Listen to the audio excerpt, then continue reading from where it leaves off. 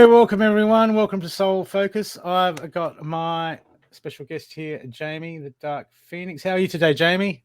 I'm good. And yourself? Yeah, good. You're from Las Vegas, aren't you? Correct. I You am must in have, Las Vegas, the Sin I City of hope. the world. Oh, it must be lovely energy there. Proper place for the Dark Phoenix, the Sin City of the world. Have you got like black obsidian around your house the size of a car, living in a town like that? Right. Have you? Yep. Exactly. Um, so everyone, Jamie is clairvoyant, medium. She works you work with dark energies, don't you? Why Yes, don't you I tell us work about with yourself darker energies. and tell everyone Your, what that's about? I work with your darker souls, your souls that have either done something wrong or they are failing to learn what they've done wrong or acknowledge what they've done wrong sometimes. Um, I work with souls that have taken their own life, souls that have taken others' lives. Yep. Um, I work with souls that other people would consider outcasts, monsters, and in their truth, they're never such. They're not what you think they are. Yep. Well, I guess it must be hard. I mean, you do get a lot of people all love and light, but I mean, there's work. I guess in the contrast, there's work everywhere that needs to be done. We Hmm. can't all just do the happy, positive stuff. And Yeah, we can't all be, happy rainbow and unicorns and glitter all the time. Although I do yeah, love glitter like everybody else. I mean, hello. yeah. Yeah, well, I guess there's some dirty jobs, and there's someone's got to do it. Right. Um, so tell us about some of the how you got into that line because Well, I was born with sight. I could see spirits from, as yep, far back as I can remember. I mean, they've always been present in my life. Um, when I started out young, I didn't realize then that they were your darker energies, your darker souls. They just were like everybody else. I didn't know yep, of what they had done wrong, or you know what I mean? They were just people. yep, Children view their world with the least judgmental eyes. Um, yep, so for me, I mean, they were just regular people like I was. yep, It wasn't until getting to know some of their stories, um, and learning about what they had been through and their truths that I realized, like, okay, these are not the same souls like as I would see as, like, my immediate family. Or so when you learn that and you realize that, like, it was kind of scary because you realize, like, okay, like, these are your darker energies. Like, are they going to hurt me? Or you know what I mean? yep. um and trying to explain that to my mom, because my mom was the only other person I opened up about it to as a kid, and she didn't want to talk about it. She didn't want to address Did she have that. experience in those areas, or she was just like No, everyone else? No she idea. was just like everybody else, and she just had no Yeah. idea what to say, what to tell me. Like, she just had nothing. So it's like, Wow. I had a rough life. I went through foster care, and that's not the place Yep. to talk about it either. Um, so it's just like, it was a gift that I put on the back burner most of my childhood, because people didn't, you don't talk about that. People didn't understand. No. And especially working with the darker souls, like, people really didn't want to understand. Um, I don't know, because people don't see why you would have empathy for the souls that I work with. Some of them I work with are like, well, they don't deserve forgiveness. Well, that's your opinion, but Yep. that's not very empathetic, and it's not very non-judgmental. Yeah. Um, Working with the dark souls, like, I was telling you earlier, you have to be very empathetic, and you have to have different forms of intelligence that people nowadays don't really have. They think they have it, but Yep. only to a degree. And when you work with dark souls, I mean, you have to have it, not to a degree, you have to have it. You know what I mean? Yeah. Well, I guess Um, you got to connect. To connect with anyone, you have to connect with someone on that level. right. You have to Yeah. connect with them on I, their page, in their yeah. truth. And I always tell people, you don't have to like someone's truth, but it doesn't make it less their truth. Yeah. And that's what Yeah. my main thing I have to remember working with dark souls is I don't have to like their truth, their choices, what they've done. I don't have to like any of that, but it's not my place to judge. It's my Yeah. place to listen and why did you do that? And let's figure out why did you do that? What can you learn from that? What should you have done differently? And Yeah. it's helping them learn where they made a mistake and how to correct it and how to rectify that. Um, but Yeah. So do always you? being it's always being on this side, like people don't want to hear about your gifts. You know what I mean? They Yeah. do, but they don't. Yeah. And there's always two sides of the coin. Right. We can't all, play with the flowers. Someone has to shovel the manure to get the flowers going Right. good. Someone has to plant the flowers, shovel the manure, and do all that Yep. work before you even get those flowers. Yep. So I always say, I got the shit end of gifts. Like I got the harder task. Yep. So do you basically so what do you like have is it like a job role that you have to help these dark souls, or They're all do you like different. move them on, or They're all different. Some of them, yep. it's getting them to realize like they're gone. Some of them don't even realize they're gone. Yep. Um, some of them won't take responsibility for an action. Um, Yep. and it's getting them to realize like that responsibility of that action, that responsibility of not saying that truth, that responsibility of that action harmed this person in this way. It's getting the soul to understand the damage they left behind and the actions they didn't see relevant at the time, Yep. or their mind was somewhere else when they committed said action. And it's kind of walking them through that truth and combing through like, oh, I see what you're saying, like I could have done that differently. um Yep. they come with so many different needs, so many different aspects that you have to meet for them in order for them to cross over. And people always ask, well, you must get a lot of them on this side. No, you won't. It's not all light and love on this side, and you're going to lose them on this side because Yep. sometimes they don't want to do that work and they don't want to acknowledge what they were in the wrong. Oh, but they did this to me or they did that. We're not talking about them. We're talking about you. Yep. So it's difficult sometimes because you always want to help that soul um, through that. And I see where they're going if I can't get them to realize where they went wrong. And I think knowing where they're going, you don't ever want a soul to go there. I Yep. mean, nobody would with true empathy. You don't ever want a soul to go where they're going because they won't acknowledge it. They won't get it right. Okay, so if you can't get them to acknowledge it and move on into the cycle, if you can tell us all about that, the different realms that you pick up. So, for example, if they don't do their work, I always look at it like kind of like being the last stop between here and their eternal life. They're either going to get the lesson and decide to do it better, and they're going to have to do the life all over again. Yep. If they don't, well, their automatic is their eternal. And where your eternal life starts is when you don't leave. So, Okay. Well, you if they don't leave. go You right, don't leave Earth.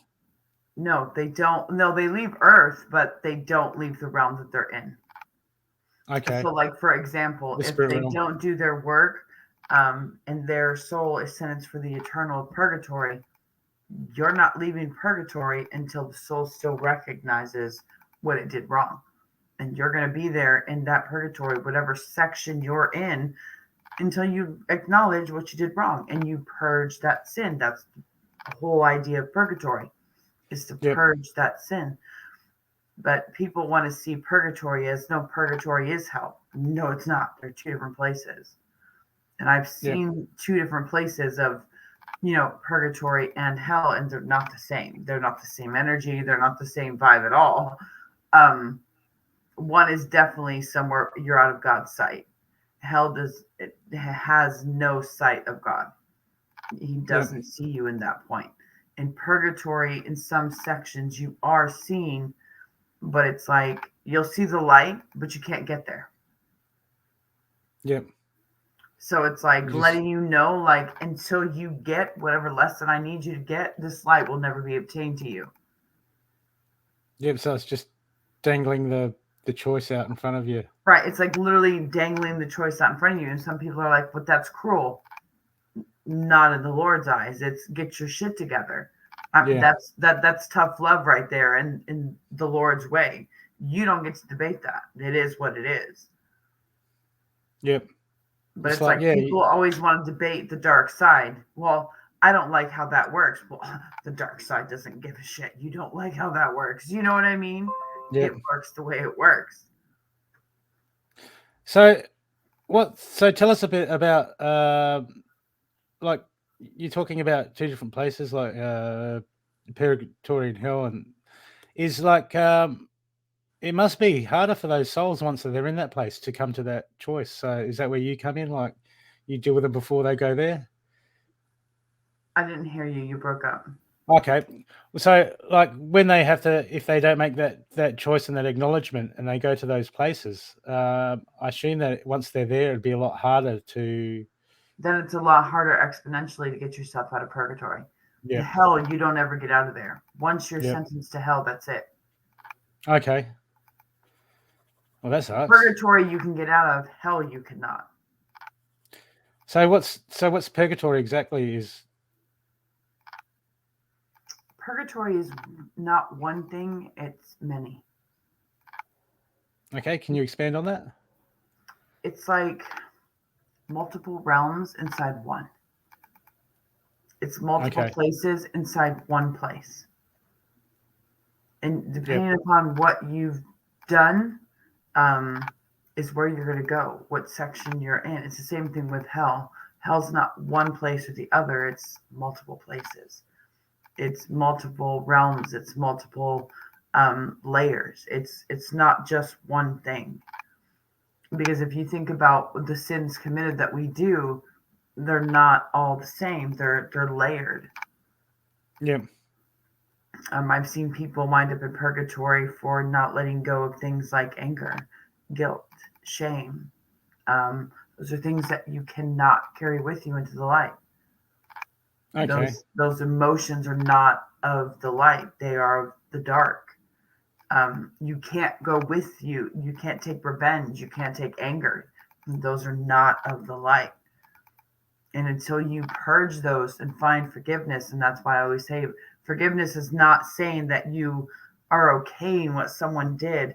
It's saying, I'm not carrying your sin with me. Yeah. That's not mine to carry in the light. Yeah. A lot of people don't get forgiveness, and they think it's No, about forgiving the other person. I'm like, it's got nothing to do with that. and people really have a hard Yeah. time with that. They really, and I see that a lot in purgatory is people refusing to let go of that emotion that really hindered them stepping into the light. Yep. Yeah. I mean, that's a really big thing with a lot of people, and it's surprising how many people they just like to. It's like they want to hold on to something that they want to carry someone else's stuff to give them an excuse. Right. It's To like, not to, well, no, what they did gives me an excuse to feel this way. No, it doesn't. yep. There's no excuse for holding on to anger when you're stepping forward into the light. And I Yep. hear light workers say, love and light. The light is exactly that, love and light. It's not love and anguish. It's not love and anger. It's not love and betrayal. It's love and light. Yep. You know what I mean? You can't mix it. But people get really confused about, well, God is going to take that from us when we die. No, that was your humanly choice to release it. Yeah. Yeah. It was. Yeah. A lot of people. I noticed that. I mean, we've all done it. Is try to pass the buck all the time without dealing with everything ourselves. Mm-hmm. And I guess that's what we're here to do. Is we're here to deal Or I with everything find it ourselves. funny when people argue in life. They want to Yep. see their perception of what others have done wrong to them, but they don't want to see their wrongdoing and why that went so wrong. Do you know what I mean? Yep. It always like couples, if you're married and you argue, there was two of you in that argument, and both of you did something wrong for the argument to coexist. Yep. You both argued, not just one of you argued. That's not how the argument works. Yeah. Well, because they're basically, when people are arguing, I mean, someone might have done something wrong, and you can acknowledge and go, hey, maybe that wasn't cool, but it seems to be like people argue, and they could be both right from their own perspective. Mm-hmm. Depending on where they're coming from, their own perception, they can both be right. So it's like, yeah, well, right. this argument's working. Have fun with that. But it's like we get in this human train of thought that only one of us can be right. Yep. Only one of us can be right and the righteous in the situation, and one of us was doing completely something in the wrong. Yeah. We want to do our part. Yeah, well, it's just like, I guess the ego wants to keep us in that comfort zone that we're right. And I see souls with that ego. They want to keep themselves in the righteous, but they weren't. Yep. One guy was, he kept saying that he was in the right because he was an abusive man, and he was in the right for beating his wife because she was a cheater. Well, no, neither of you were in the right. That's not a loving relationship. That's not the way God commanded you to be to your wife. That's not the way God commanded you to be to your husband. You're both in the wrong. Yeah. Yeah. But it's like that soul doesn't want to acknowledge their part. They only want to see that, no, they were a cheater and they betrayed me. No, that's not how that works. No, well, you can only control what you bring to the table. Right. I mean, I think my first wife was a cheater, and then I blamed her for a while, and then eventually I worked out that we both played a part in it, and all I could control was what I brought to the table. Right. And so, I had to forgive her. I mean, I've forgiven her, but I've forgiven her for myself to release myself. Right. You have to see don't care what she thinks. Truth. Yeah. And I think being able to do that has helped me so much in my personal life. It's helped me so much with spirit, first of all, but more so in my personal life. With my own dad, my dad grew up very rough, and he was a very rough parent. But I had to learn that I didn't have to care for that parent's truth, but it didn't make him less of the parent than what he's going to be. You know what I mean? It didn't make him magically better. And because he should just know where he went wrong and fix it. Well, no, that's not how that works either. Sometimes there is no fix in the earthly life for the mind to get it right. I mean, you think of psychopathy. There was no right way for that psychopath to get it right. I mean, they couldn't. The brain didn't work the way it's supposed to work. Yep. But people don't want to see that truth.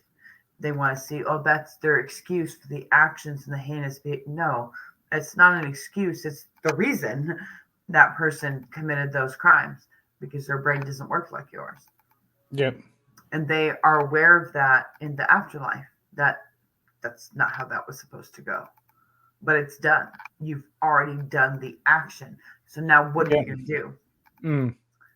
So, I've seen a lot of difference that I never thought I would see. Yep. I've seen some pretty famous souls that I never thought I would get to see. And they're in the dark because they didn't get it right.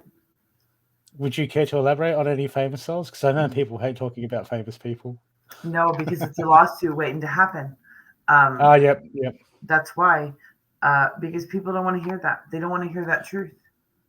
Can you, without mentioning, hear that their loved ones not go to heaven? Can you walk us through, say, what happened with one of your souls without mentioning any names? Like what sort of thing sort of conversations? Because it's basically you're doing a healing session. You're doing a spiritual healing session on a spirit, aren't you? Like one time, I think one soul that really stuck out because the soul actually formed into what's known as a white lady. And there are many different conceptions of a white lady, but in my truth of the white lady, I got one that was around in the 17th century. Yep. She murdered all 6 of her children with a hatchet. I mean, she took them all one at a time. But a lot of people would have viewed that mother as a heinous woman. Like, who does that to Yeah. her children? Yeah. But what they don't see is the sociopathic mind that was incapable of even attaching to them in the first place. Yeah. They don't see the soul that cried because the mind wouldn't let the soul do it. It's not that the soul didn't want to connect with the children, the mind wouldn't let it. Yeah. So it was like blocked. Well, now you're torturing a soul that didn't want to be tortured in the first place because the mind's broken.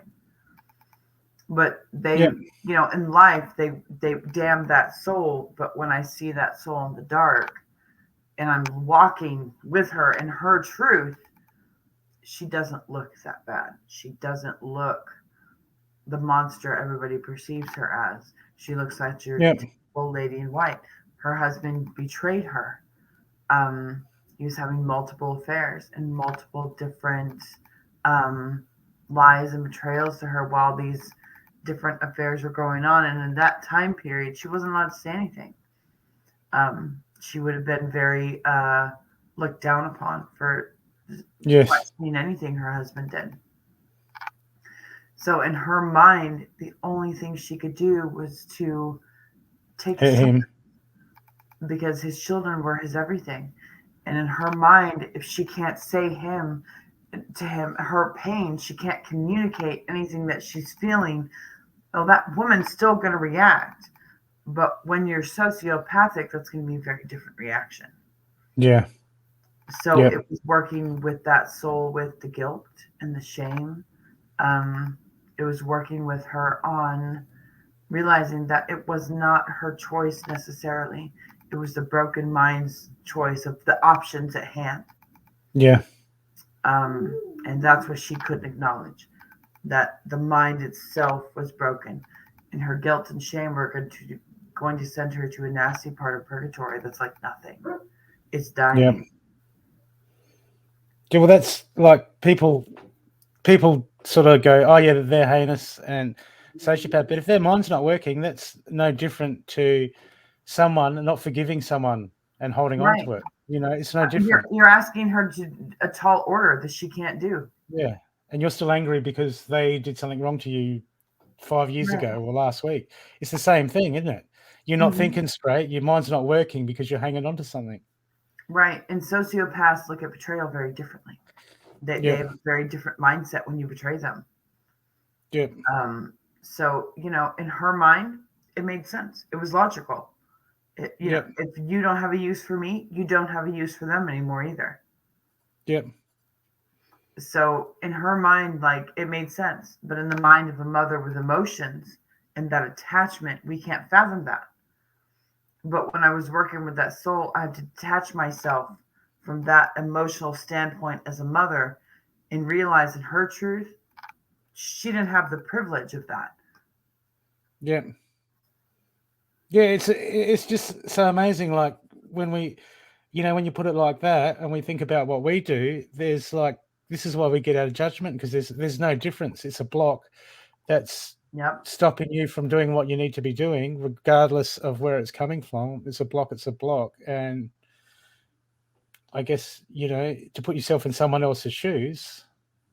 Sometimes it sucks on this side to put yourself in someone else's shoes because Mm, she's not just telling me what happened to her children, she's showing me detail by detail, child yeah, by child. I have to walk with her in every second of that truth. yeah, And it's hard for you as a feeling soul without that guilt and shame to not look at a mother so harshly. These are babies. I mean, her youngest was only 6 months. yeah. So it's hard not to look at them any type of way, but you can't do it. Because she's coming because people have got attachment to that, and she doesn't have that sort of attachment because of the way that her mind works. So it's Right, a whole different kettle of fish. right. And it's It's like, Tracy just asked, so by acknowledging, hearing, and releasing our actions in this life, we avoid purgatory. Right. That's all God wants you to do is heal heal yourself and do not take anything into his pure light that's not of God. Don't do it. You're yeah, not going to go to heaven that way. Yep. God's light is the purest light, and you will not flaw it because the most purest souls are in that light, and He's not going to allow you to flaw them. So if you can't bring flaws in, it doesn't matter. I guess I mean, I'm not saying that this is, but like if you killed your kids or you're still pissed off because the person that served you coffee served it wrong, it's still the Right. same thing up there. Don't bring that into the light either. Yeah, It's coffee. yeah. Let it go. Although coffee is very important, not as important as your kids, but we'll still give it a mention. So, you also, can you tell us about, because you have to deal with a lot of, do a lot of counselling for suicide spirits that have committed suicide. So I'm wondering if you can tell us about that. Suicide's the hardest. I hate doing Yeah, suicides. Um, and I have the hardest time, especially with parents whose young kids have taken their own lives, because it's always the youngest kids that I find that they, as soon as it's done, they regret it. I mean, instantly, as soon as it's done.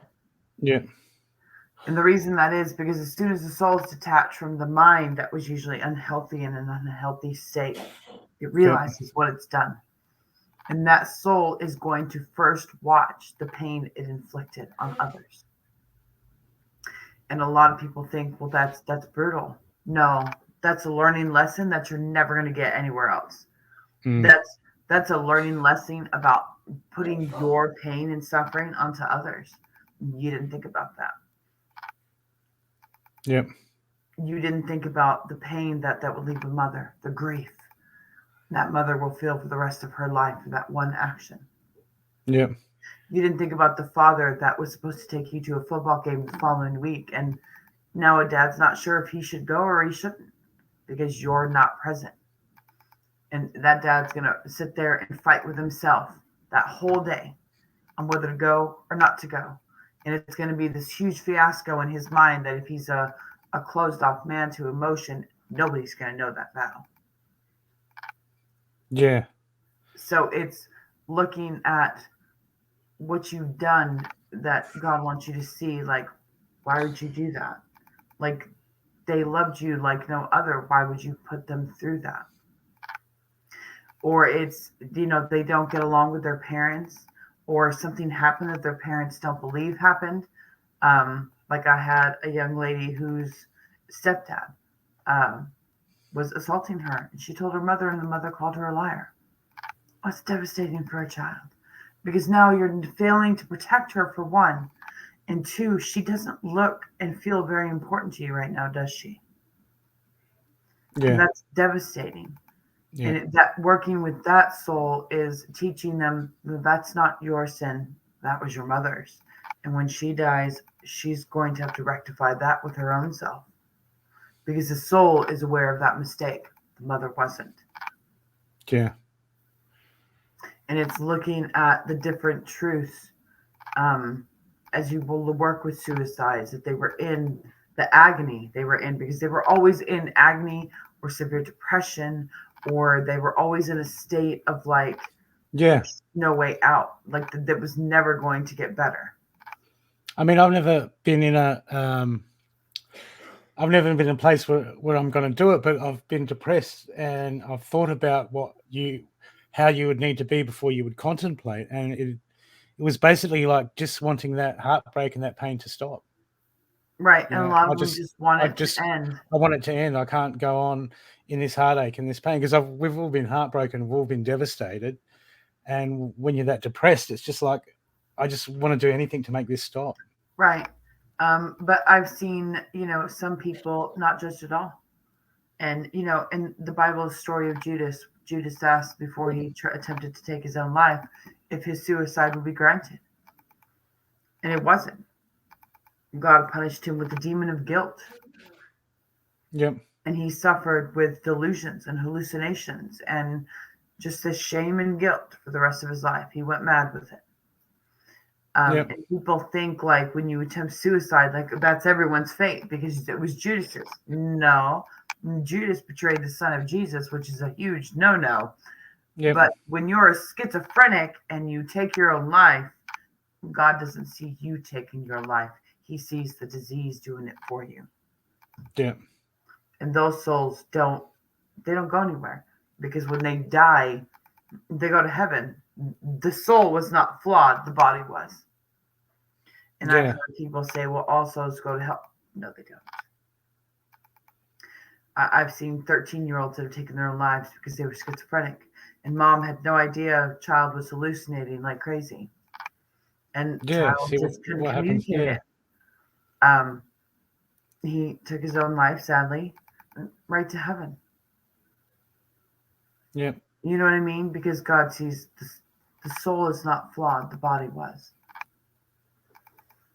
It must be hard because a lot of people try to brush the mental health issue, and there's so many things that affect that. But I mean, it's like, because you study psychology and other stuff, so you've gone deep into it. But there's so many people that they just don't really understand, and this is another reason why we've got to get out of judgment.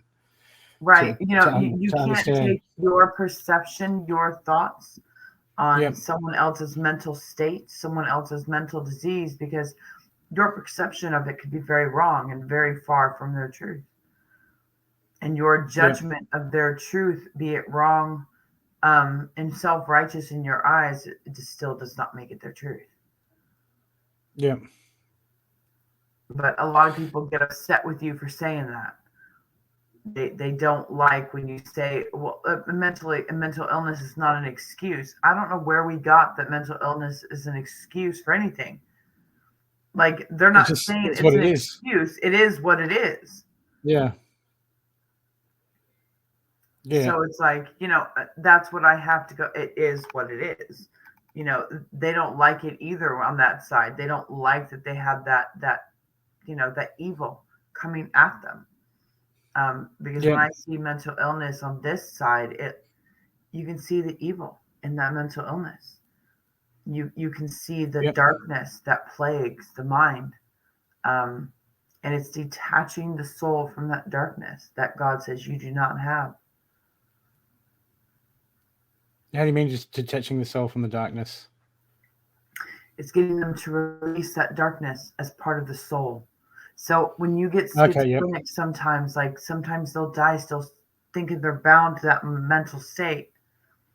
And I have to correct that. No, that mental state is no longer part of the soul. The soul is perfect in God's image. And when I get them to realize that, and they realize, oh, like, that's not they're so content. Like, they're so, you can just feel the peace wash over them. Yeah. Because now it's like they have a clear mind, a clear conscience, and like they can think like, what the hell just happened? Like, what did I just do? You know what I mean? Yeah. Yeah. And you need them in that state. And certain souls, it takes them very different times to get to that mental state. But on my end, it's, some of them I'd be very, very patient with. I'd be very delicate with. The white lady, I had to be very delicate with. Because people think, she has to be like a certain way because she's a sociopath. Well, yes and no. I mean, sociopaths do have a range of emotion, and for some of them, like, that varies. Yeah. But people think, oh, they don't have any emotion. No, that tends to be your psychopaths more than anything. Sociopaths do experience things like shame and guilt. They can even feel remorse. They just ignore it because it doesn't serve them. It doesn't have a purpose in their life. Yeah. As opposed to us, like, when we feel those emotions, we can't ignore that because it's overwhelming. A sociopath won't get that. They don't get overwhelmed like that. They just ignore it. And even, I guess, like, judging someone like that would be like judging a warrior saying, oh, okay, I've got to turn off my fear because I've got to get the job done in battle. Right. It's the same thing. That they switch off. They have to switch off an emotion and ignore it a bit to keep it under control. I always think of the Vikings. The Vikings were such strong warriors because they shut off that impairment of fight or flight. They shut off that fear of dying. To them, dying was not something you feared. It was an honor that you possessed. You know what I mean? Yeah. So you just go your hardest. Yeah. the mental state of the Viking was so profound because they were, in their mind, you weren't going to defeat them. And they had great battles with the Viking that they never thought they would win because they were outnumbered, and they won it anyway. Yeah. Because they came in there with a force that you weren't ready for. Like, they came in there for battle. They came in prepared for death. Other people came in prepared with the fear of death. Yeah. You see what I mean? So the mental state was very different. Yep. Because they're moving on to Valhalla or whatever. I've seen that in another thing where they asked a guy, a monk, and they said, "Well, you do not fear death," and he goes, "No, I just don't cling to life." Right. And that's like, people are like, "You don't fear death." I'm like, no, I don't cling to life like that. This is not forever. Yeah. That's why I always find it funny, everybody doing, plastic surgery, and women worried about it when they go gray. And honey, you're going to go gray. Like, when you're 98 even, like, you will be gray. And it's like, I'm going gray now. And it's like, I don't worry about it. I take my gray with an honor. Every gray that I've earned is probably a spirit somewhere in it. You know what I mean? Where I learned something new. Look, I'm not being judgmental, but it just makes me laugh when I see with the big lips, the collagen lips that just go. Right. I've seen women die from that. Like, women who have lost their lives to plastic surgery because they wouldn't let it go. Yep. And then when you see them in death, it's like, woman, why would you do that to yourself? Like, you had 27 plastic surgeries. Like, what was so profoundly wrong with your body that you felt the need to keep changing it until you lost your life? Where was that mental state? Obviously, it was everything Vanity. for them was external. Vanity. Everything was They got caught up in vanity, being perfect. Yeah. Instead of looking at themselves as perfect as you were going to be, because that's the way you were created. You were already perfect. But we have this perception of standard and beauty and what we all should look like and what beauty is. And that's not what beauty is. Yeah. It's our perception of it, what we perceive as beautiful. It's that connection. Because I find... But no, I tell people it's our connection with our ego and our pride. Yeah. That we base so much on our worth of how we look. Yep.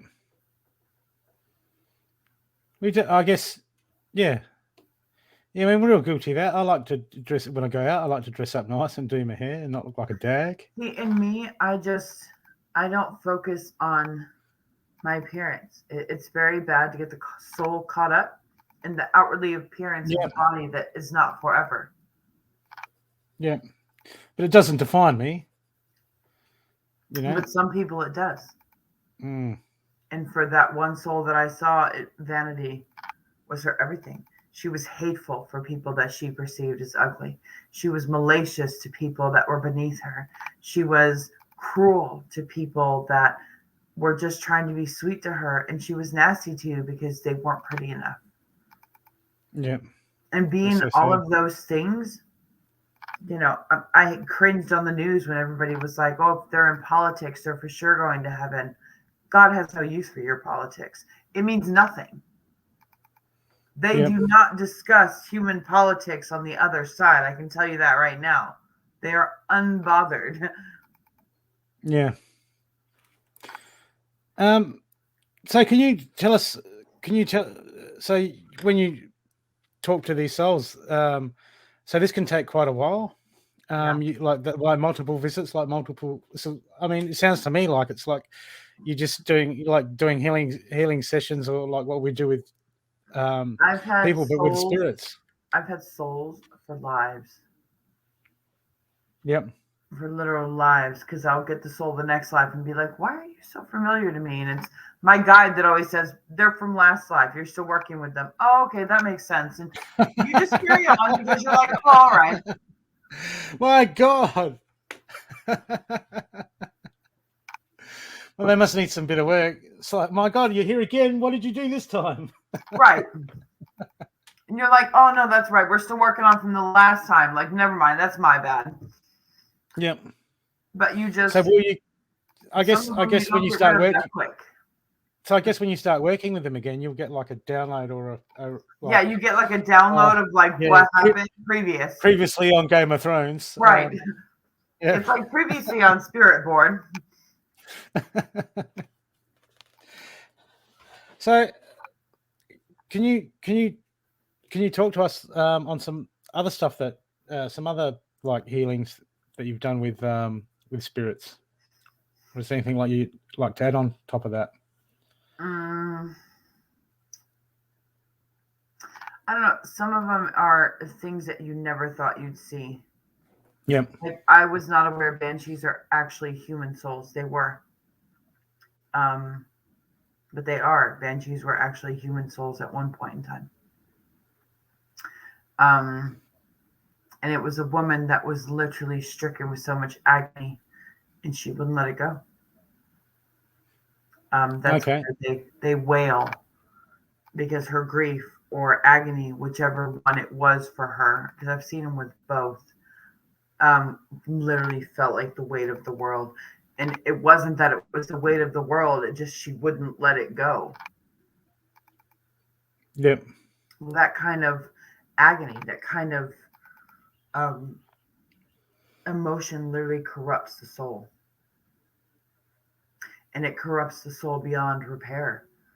You don't heal banshees when they go that far. Very rarely have I've only seen, and I've only ever healed one. And that's out Yep. of all lives. It took me almost all lives to get that soul to finally heal. Yeah, that must be hard because Yeah, they all don't that pain. often heal. That's like the people like. That's why we've got to forgive, because if you keep carrying that pain and carrying that pain, it just eventually, I guess, it will consume you, or Yeah. it'll fill you up, and that will become your entirety.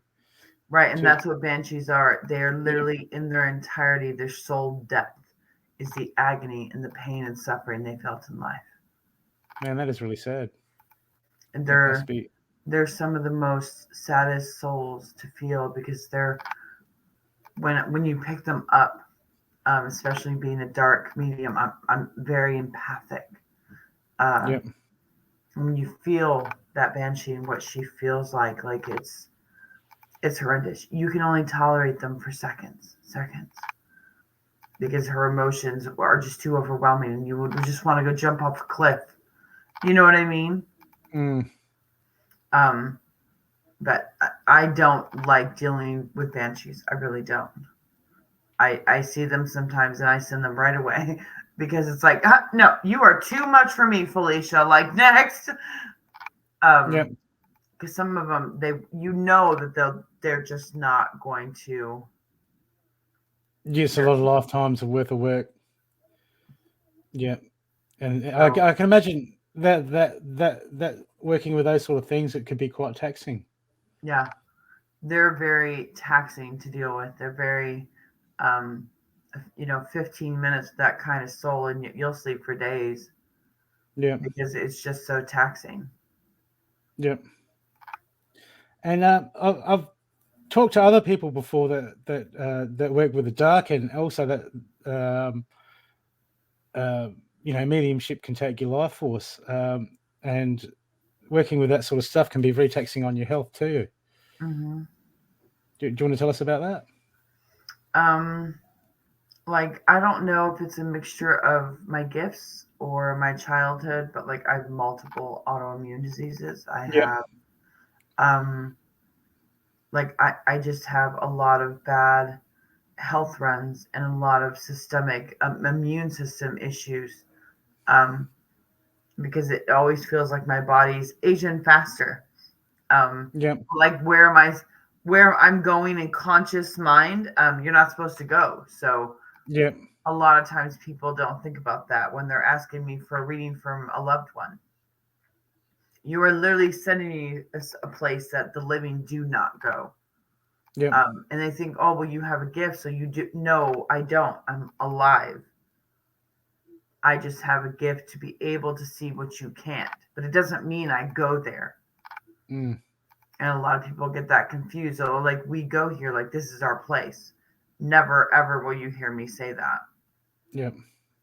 Um, it's just like, I argue karmic cycles. I argue those to my death because they don't make sense when you think about them from my perspective of what I know. They Yeah. don't make logical sense. They even exist because you're going to tell me that your soul is going to suffer for a sin it committed in one life. That when you die, I see the souls get the opportunity to heal it or they don't. You're not going to Yeah. recycle with the same shit from your previous life because that's not how that works. You have to heal it to be granted the next life. Yeah. So a karmic cycle doesn't even make sense. It's like, somebody told me the other day on a live, that it must be you're in a karmic cycle. That's a huge slap in the face for a survivor, first of all, because why would I sign up for, first of all, the shit that I signed up for in this life was horrendous. No child would ever sign up for that. Not to mention, then you're saying that God would be permissive to allow one of the purest souls because I started being abused very Yeah. early in childhood. Um, Now you're saying that God would grant that upon me because it's something I signed up for, but you're talking about love and light. That doesn't even make sense. That's not love and light. That's not something God would ever permit a child to go through. No, that's human flaw. That's choice. Someone made a choice for me as an innocent child, and they didn't think about how it would affect me. That's not a karmic cycle. That's someone else being guided by evil, and they're not listening. Yeah. Yeah. I mean, I'll argue both sides of the coin, but like people go predestination, and I'm like, is it predestination or is it just we out of time we know everything that's happened? Do you know what I mean? Right. And it's like you see souls that have many different perspectives on what happened. And I always find that, especially souls that suffered severe abuse, like I did in childhood, some of them are the most broken souls because nobody Mm. ever wanted to listen to their truth and how that truth truly impacted them on a soul level. They just think, oh, they just get over it and they just move on, and they don't. That's not how child abuse deeply impacts the soul. You would have to see the way that abuse impacts that soul and then talk about a karmic life, and it won't make sense Mm. because that soul after that type of life doesn't get anything but the grace of God, because for one, that was a lesson that God never intended you to experience. That was pure evil, and God never intends any of us to walk in the path of evil. Yep. So it's like, yeah, I tell people all the time, you can have a different opinion than I do on that, but you're not going to argue it because I have a different knowledge. You see what I mean? And people Yep. want to get upset about that again because there we go with that ego, and only one of Yeah. us Yeah. can be right. Yep. And that's why When I don't get into arguments like that. Like, I'm not going to argue with you mm, what I saw. I'm not going to go into this debate of who's right or who's wrong, and one perception matches all, because it doesn't. otherwise it would, and it Right. doesn't. Yeah. Yeah. I get that time. I have discussions with people, and I like pushing points like that, and then some people get offended, but it's like, well, everyone's got their field of knowledge and their field of experience. Why can't that perception be based on what you've experienced and what you know? Why do you have to be right? Why does someone else have to be right? Right. It's like, I love it when people say, oh, when you're talking about your truth. I get that a lot when talking about my truth from my childhood. And Yep. people are like, I disagree. I always want to ask them, how are you going to disagree with my truth? You weren't there for my truth. You can have a different truth than mine, but you can't disagree with the truth that I know to be real. Yep. And again, there goes that ego talking about only one of us can be right in our truth, and that's ignorance. Why can't they Yeah. both be right in their solid truth? That's just the way it is. Well, that's like when you say some people go, "Hey, look, I don't." I say like I don't believe in ghosts, and then there'll be someone there arguing, well, I bloody saw one, Right. Plain as day. So don't tell me, I don't believe in that garbage. But I That's guess, like people that want to tell me, I always meet these, I get tickled at the love and light people that are all angels all the time, but you bring up demons and, oh, I don't believe in demons. What? They surely do believe in you. They don't need you to believe in them. That's fine. Well, whose butts are the angels going to kick? Right. It's like I had a guy argue that the 7 deadly sins aren't real. Okay, we'll meet one of them, just one, and you'll catch the vibe quickly. Yep. 7 deadly sins, Netflix. Isn't that? Netflix and pizza. Listen, if people did a real life horror movie on the 7 deadly sins the way I see them, that'd be the scariest damn movie ever. Yep. Because you wouldn't fathom the way they work into your life and so just coincisively. And your ego welcomed them in. Your pride welcomed them in. Your lust welcomed them in with open arms. Your sloth, your greed, your just, your envy, it all welcomes them in. You don't have to believe in them for them to do that. They're still present and accounted for. Yep. Yeah, well, you don't. You don't have to believe in demons. You can choose the ignorance that only angels exist and demons don't. But what is the Bible talking about the angels are fighting? Themselves? Yep. You know what I mean? Like, it doesn't make sense. People always want to be, all light and love, rainbows and unicorns. I'm over here like, I'm going to go back to the dark and just leave y'all to that hot mess because, like, I must be in the wrong realm and you will start looking for the darkness because, like, I don't go here. Yeah, well, you've got to, there has to see, well, there's got to be, you can't have light without the dark. There's got to be, there's a contrast. Otherwise, everything would just be when you go back into the Bible, in the Bible, it states that in Genesis, God created the dark. He didn't like just having the dark, so he created light. Yep. Dark came first. How are you going to say the darkness doesn't exist when it came first? Yep. You know what I mean? You cannot have one without the other. Light would never have been created if God didn't want us not to be in the dark. Yeah. Yep. And absolutely. It's like people don't want to see that part of the story. It's like, but yeah, he made us light. Right. But he made us dark first. Yeah. Yeah, it makes sense. I guess because people are trying to, we spend a whole life being affected by the dark, and then they're like, I guess a lot of people just try to lift themselves out, and rise their vibration and get, okay, let's lift my game. So they try to avoid the dark. Yeah, and you know how you get to a higher vibration? You walk through the damn dark, because the dark has different lessons. Yep. You get through your dark work. You get through that shadow work. You get through those emotions that are uncomfortable, that are stagnant, that don't go there, that are not going with you in the light. Yep. You don't work through your dark and you want to ignore it. You're going to wind up seeing me in death. I'll see you later. You know what I'm saying? Like, that's all I can say. Yes, very important. So what you offer, you do coaching and mentorship, and you train people? Mm-hmm. I offer mentorship in people's gifts. So, like right now, I have 3 separate clients. They're all in Australia, oddly.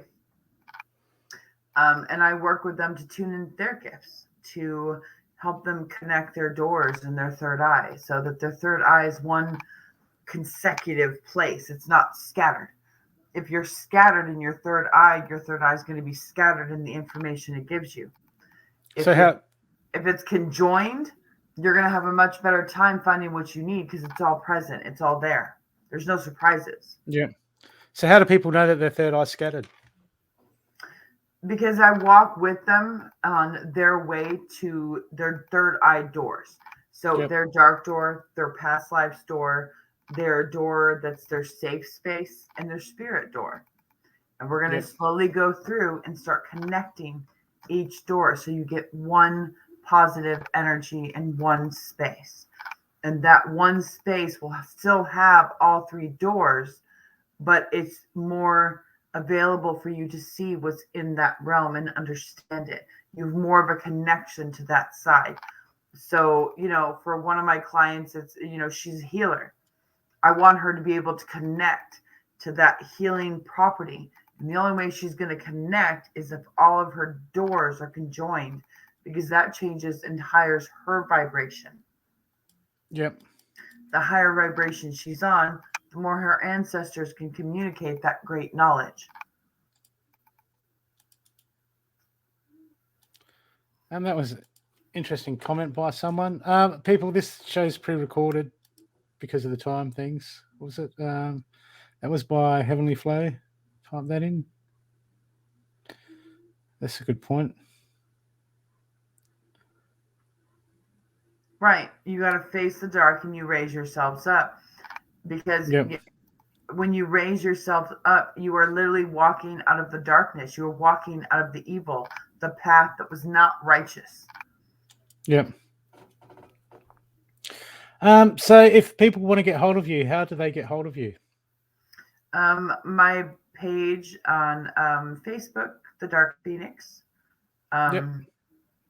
is where I go live, and I do my mediumship and my tarot readings. I also do tarot. Right now I'm going live on Tuesdays and Fridays, but that might drop to once a week. I haven't decided yet, but you can find me on the Dark Phoenix page. Yep. I've had a reading from you. You're great. You don't, if there's a message there that some of the spirits are trying to give you, you don't dumb it down. It's like, no, because pull your finger out. You got to pull your finger out. I think people are thrown off by us dark mediums, as dark workers, because we've learned not to sugarcoat that truth. Because if I give you the happy side of the dark side or the dark message that the spirit's trying to give you at the moment, if I dumb that down and I make it seem like, oh, it's not a big deal, like when you get to it, and it's one of those things like you got to work on that now because like this one dark thing is screwing up everything. Why would I sugarcoat that? It's not going to help you. But people are all sensitive and they're like, well, you could have said that nicer. I said it the way your guide told me to say it because apparently you weren't getting the nicer universe version. So your guide was like, I'm going to need you to say that a little bit harsher because they're not getting it. Yeah. So it's like, and this is Sparta. Don't kill the messenger. Yeah. And that's just going into your ego when you get offended instead of just going. Right. You're not listening. Damn, it doesn't get clearer than that. Right. When you go to a dark medium, like, listen, we are not going to sugarcoat your dark because we don't want to see you in the afterlife. We don't want to have these conversations that you didn't want to have in life. So here we are. You're getting into my sleep time because you didn't want to get it right the first time. Yeah. Yeah, that's so funny. And I mean, I know what it's like when you give readings. People want to go, will my business work? Mm-hmm. And I'll do a reading and I won't go, oh yes, it's going to work. I'll go, well, you've got to make plans and focus. You've got to step out of your comfort zones and communicate better. And mine are, focused on why it's not going to work. Well, it's not going to work unless you put some ambition behind it. Your guide's telling me you got to get some self-esteem in there while you're at it too. Otherwise, that's going to. Exactly. And people aren't ready for you to bring up things that they're not strong in. Well, I'm not bringing it up to point out that you are weak in this area. I'm bringing it up because your guide says you need to be stronger because God built you stronger. He built you stronger than what you're giving him right now. Where is it? Yep. It's just very different when you go to somebody who works on the dark side because we are all very different, us dark mediums. And I have psychic abilities. So it's like when you add in being psychic on top of being medium, listen, my days converged of like voices of, seeing people, full people. I talk to spirit like they're right in front of me, like a human being. And it's just not, it's not a vibe to be taking a nice, hot, warm, bubble bath. And you're just in your zone, and all of a sudden you hear this 78-year-old beside you going, I think I'm lost. Bruh, like you are so lost right now, it's interrupting my bath time. You know what I mean? But you can't, they don't see that. They only see my light. So it's Yeah. like, again, there's that patience. You have to be very, very patient. And I have to recognize that, you know what, whatever. I'm just going to sit here in this bath and you just have to listen while you're trying to take a bath.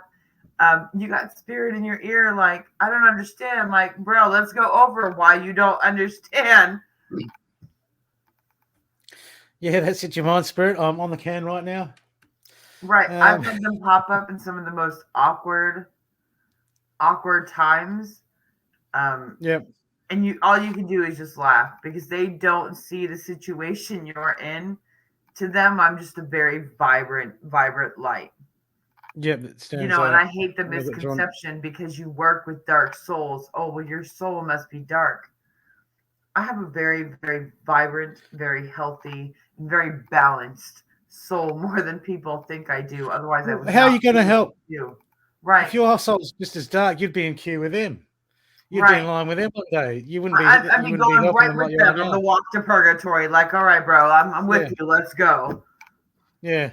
Yeah. And We're screwed people don't now. realize like that doesn't make sense that you consider me a Yeah. darker soul because your perception again of what I do is dark, and that's just not how that Yeah. works. Yeah. It sounds like it's just a dirty, it's a dirty job. Someone's got to do it. Right. And I'm like that show with that it's, guy that does the odd end yeah. jobs on different, you know what I mean, different areas Yeah. of the world. Um, it's a dirty job, but somebody's got to do it, Yeah. and you got to Yeah. have a strength on this side because you do get attached to the souls that you meet because they're not these monsters and horrible people, and not all of them are what you think they are. And some of them that I've lost are just it really does bother you because Yeah. It's devastating. don't want to lose anyone. I No. don't want to watch a soul walk into its hell. I don't want to watch a soul walk into its purgatory because I couldn't figure out what it needed. That's a defeat for me. Yeah. So, people are like, well, Yeah. don't you have to disconnect from that?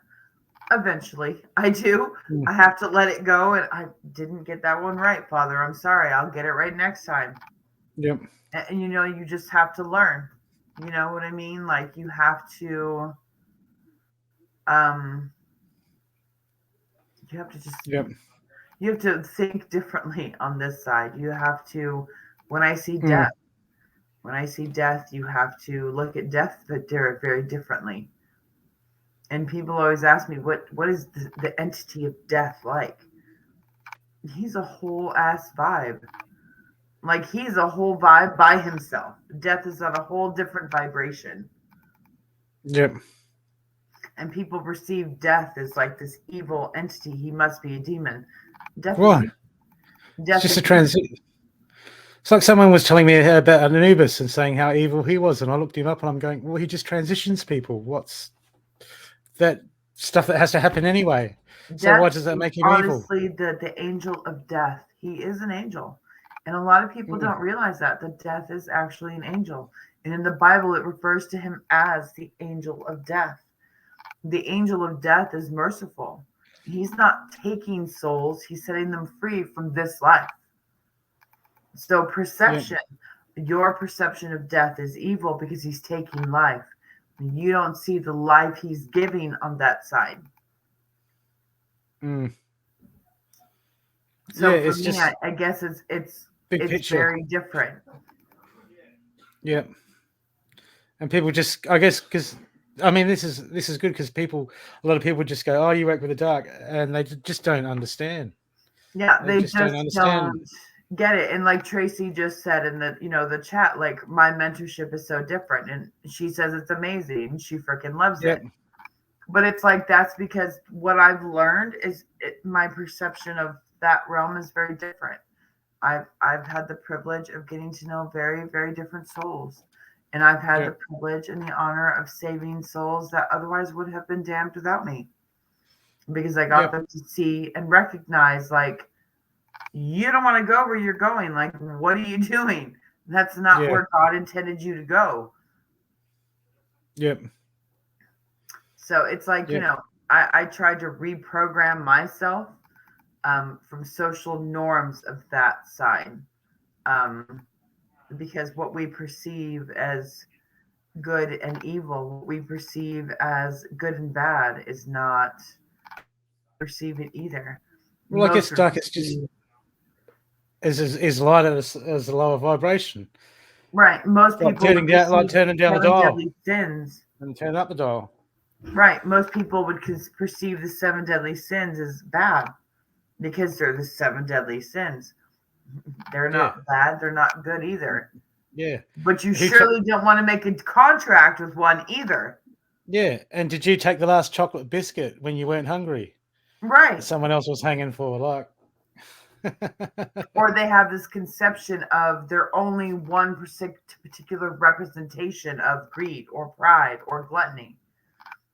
People think gluttony and they think of, someone who's hoarding money, but they're not doing anything with it. They're not investing it. They're not donating it anywhere. They're just, so they have all this money.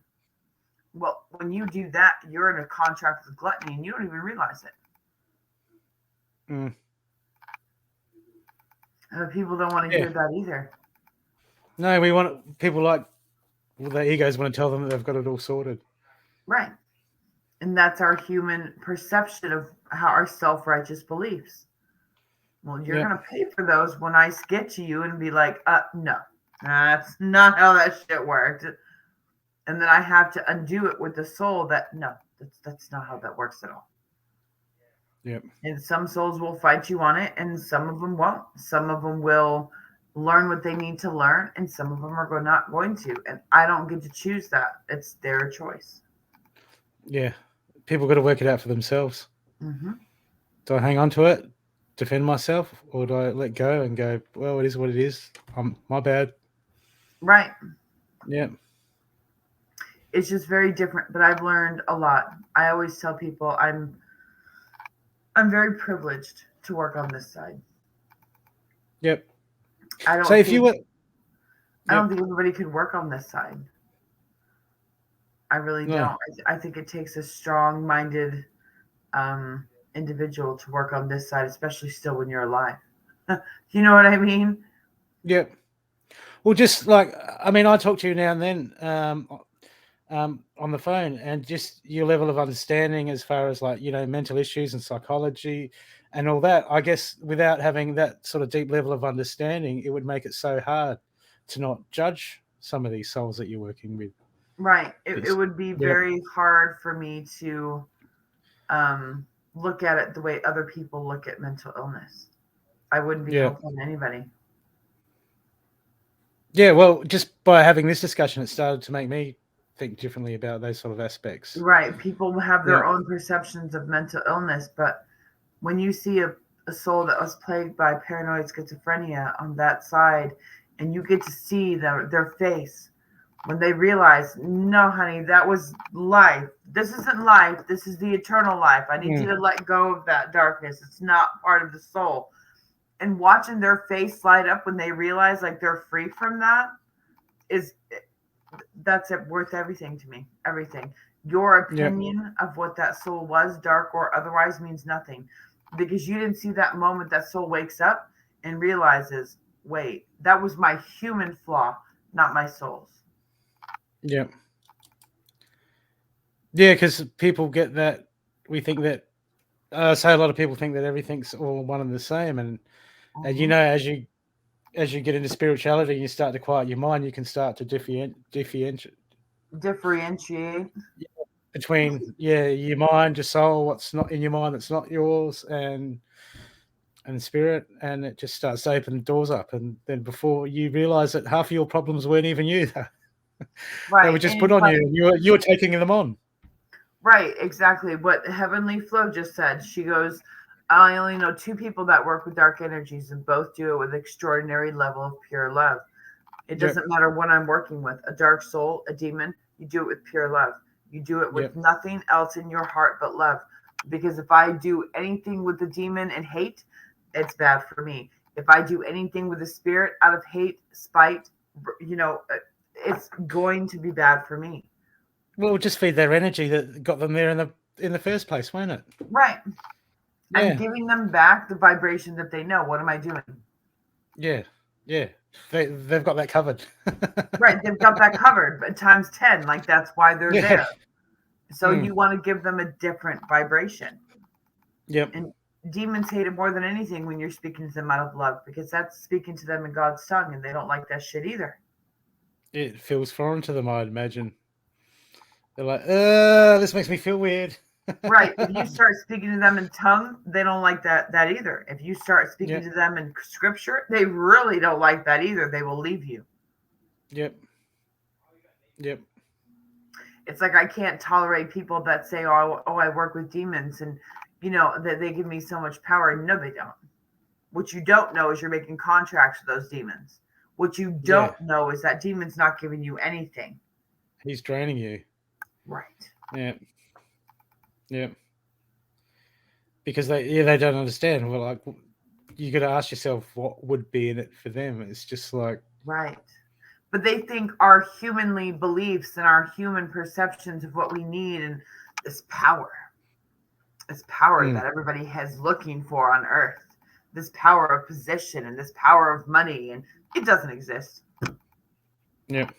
That power of money gets you nothing in the afterlife. The power Yep. of your position will get you nothing in the afterlife.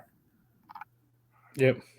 It's like you are literally fighting for the good and then the evil. And if you're looking for power and greed, you're not fighting for anything good. Yep. That's it. And then you just become well, it's just they can manipulate you so easy just based on Mm-hmm. your perception. But I think you know what it is too. It's hard for people to hear the dark because it makes them think about what they know. It Yep. makes them think about, do I really know what I know, or am I just giving? You know what I mean? Yeah. People go, oh, you work with the dark, so you must be evil, and it's Right. like, no. Well, what you were I'm saying is not like, with Skeletor. a pure I don't intention, have the power. yeah, it's like with that. Well, you got to have that pure intention of love, otherwise, yeah, you're not doing anything. That makes just I'm not doing total anything. sense. Yeah. Well, this has been a great conversation, a real eye opener. Is there anything else you want to add on to like people that are starting off in mediumship and how you can help them? If you're just starting out, like tuning into gifts, I would really say the worst thing people do as mediums is they ask others. Don't ask others for guidance on your gifts because your gifts could be very different. Mediums are never the same. So what works for one is may not work for the other. Like I keep hearing people, the biggest thing people hear is, for me is you got to slow your mind down.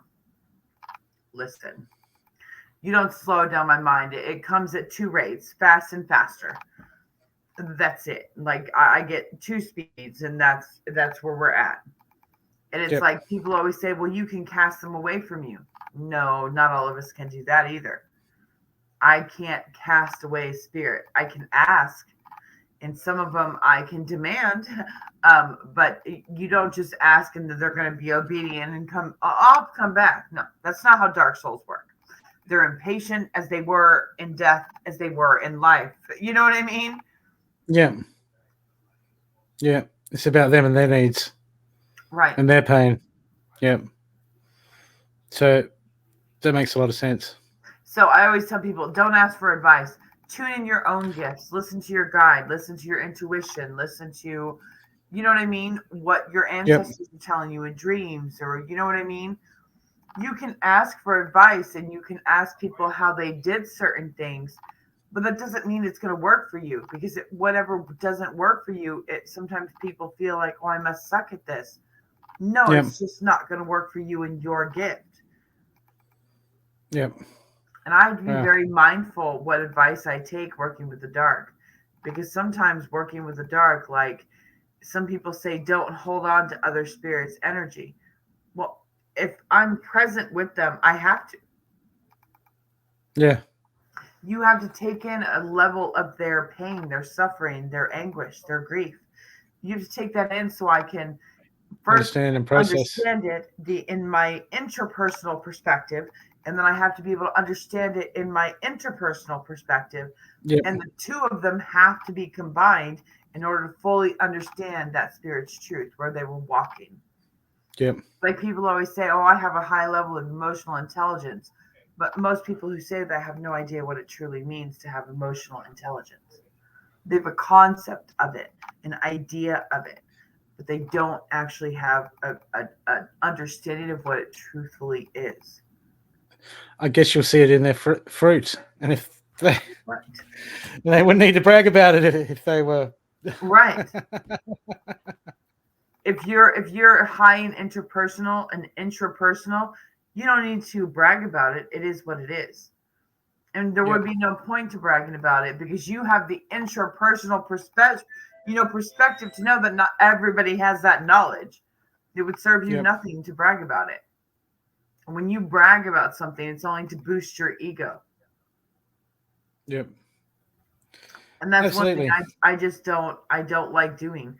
It's like people, I always correct them when they say you're such a strong medium. Stop saying that. I'm no stronger than anybody else. I have a different attunement to my gift because the souls I work with. It doesn't mean your gifts aren't as strong. No, you've just got the tools to deal with what you're dealing with. Yep. I wouldn't have the tools to deal with black souls. They'd be all coming at me all happy and joyous. Listen, could you not? You are on a whole different vibration than I want to be on. Yeah, he's the better tradesman. I mean, the guy that does the woodwork, his tools are no good for working on a car. And the mechanic's tools are no good for building a house. Right. I'm not the person you want to ask about love and light. I'm sorry, I don't have you there. Yeah. But if you want to ask about how to fix some shit, like I got you. We can do that all day, every day. But if you want to ask about how to improve your loving relationship, like, sorry, that's not my area. I got nothing.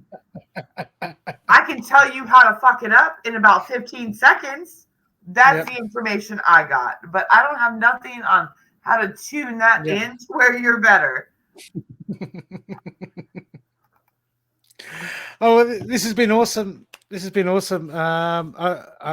People are going to get a lot out of this because, as I said, it's just really opened my eyes to, especially to even one deeper level in why we don't judge and we still come from that place of love. I always say that when you just very deep. When you find a dark, empathic medium like myself, be kind. Don't be judgmental because you would not believe the things the dark empath has seen. You would not believe the souls we've had to work with, the shit we've had to see that souls do. And we are not dark, evil people. We are some of the most empathic. We are some of the most sensitive. We are some of the most sweetest people because the souls we work with. Yeah, absolutely. You'd have to be, otherwise you wouldn't be able to work at that level. Mm-hmm. Absolutely. Okay, thanks, Jamie, for coming on the show. And if anyone you want to get hold of Jamie, I'll put a link her links will be in the show notes. So just click on there and you can get in contact with her if you want a reading or you want mentorship or anything like that. Just call up Jamie. Or you want to see my big ass Doberman yell at me on my lives? Oh, well, you only gave him one treat before, and it's a tiny treat and he's a big ass dog. Yeah, well, he's a Doberman. Every treat's tiny. You know what I mean? You don't give him like a beef bone in order for it to match his size. And we do. I bought him a $26 like thigh bone from a cow. He destroyed it. He was probably just so excited. He wouldn't leave it alone. He was like, oh my God, oh my God, oh my God. And then you try to take it from him and he's like literally showing you teeth, like, bro. Don't come at me. It's my bone.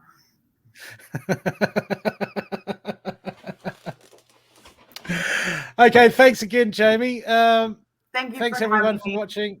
Yep, everyone have a good night. Goodbye from us. See you again, Jamie. Bye.